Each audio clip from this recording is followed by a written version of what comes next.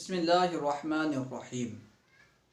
آدم علیہ السلام کو آدم کیوں کہتے ہیں؟ یعنی آپ کے نام کی وجہ تسمیہ کیا ہے؟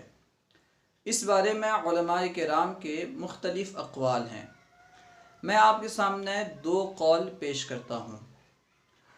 لفظ آدم کے تعلق سے علماء کرام کا پہلا قول ہے کہ لفظ آدم ادومتن سے بنا ہے، اور ادومتن کا معنی ہے گندمی رنگ والا، کیونکہ آدم علیہ السلام گندمی رنگ والے تھے، اسی وجہ سے آپ کو آدم کہا جاتا ہے۔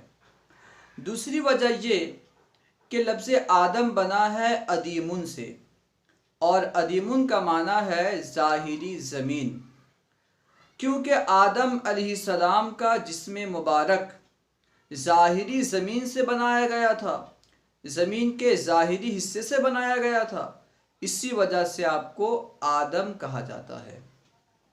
الحاصل یہ کہ آدم علیہ السلام کا نام آدم کیوں رکھا گیا، اس بارے میں علماء کرام کے مختلف اقوال ہیں۔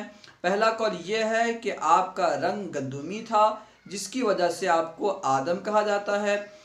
دوسرا قول یہ کیونکہ آپ کا جسم مبارک ظاہری زمین سے بنایا گیا، اسی وجہ سے آپ کو آدم کہا جاتا ہے۔ السلام علیکم ورحمۃ اللہ وبرکاتہ۔